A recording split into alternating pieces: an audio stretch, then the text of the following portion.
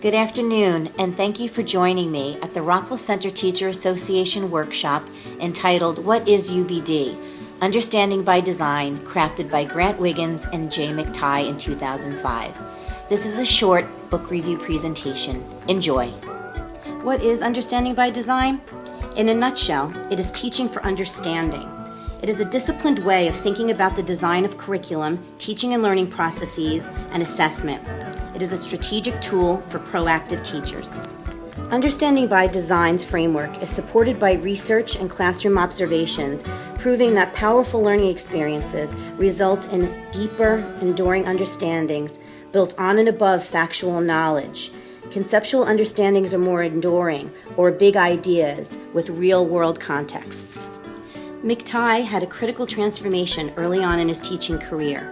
He had started his career assuming he was supposed to tell or disseminate his own knowledge to his students and then test or assess the students on what they remembered about his knowledge as their teacher.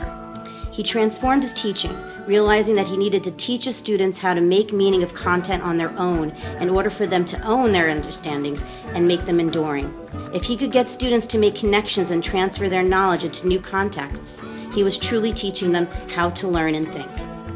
Another result of McTighe's critical transformation was that he started asking his students more questions, and as a result was answering less student questions as he was facilitating and directing their inquiries towards their personal discovery of the answers.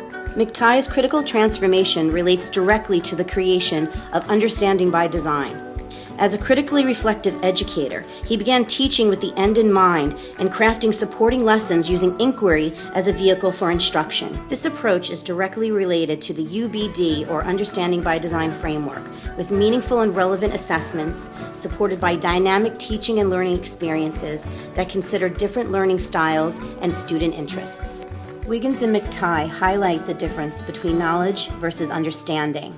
Knowledge is needed to have understanding because knowledge is the facts, where understanding is understanding the meaning of the facts.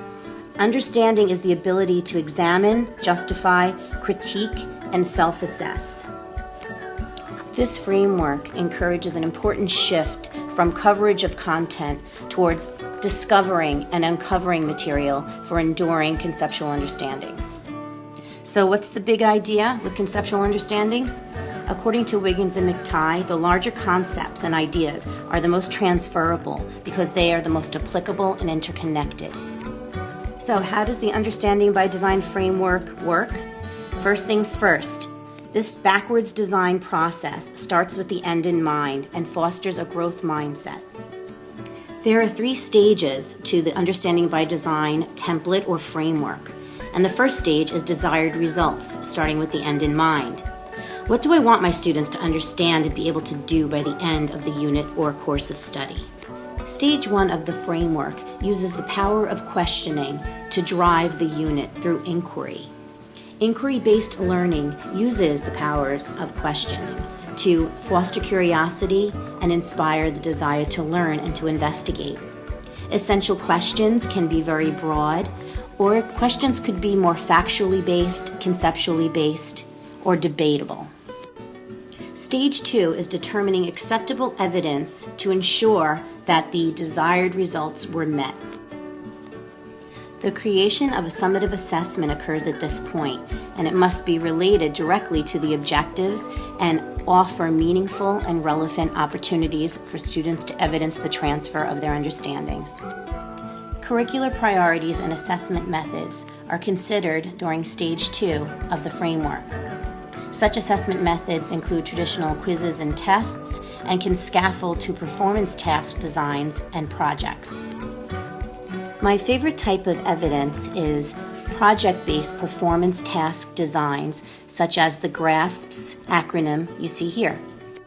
The framework also encourages the use of criteria-related rubrics when assessing the desired results of a summative assessment, but also encourages sharing and explaining rubrics prior to engaging in the learning experience so students understand what the expectations are and they are clear. Stage 3 of the framework is the planning of learning experiences that are dynamic and will equip students with skills and able to use those skills in a new context in an authentic manner. In Stage 3, in addition to preparing teaching and learning experiences, there is also an element of reflection with regard to the success of the unit or course of study.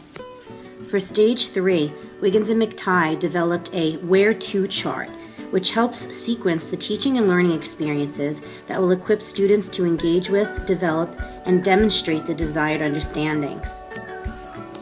The two main goals of Stage 3 are to create engaging and effective learning spaces and experiences. In Understanding by Design, Wiggins and McTighe give incredible support and strategies for how to implement and offer high-quality intervention and success feedback as an incredibly valuable teaching and coaching tool throughout the entire course of study. Thank you for reviewing my book review presentation.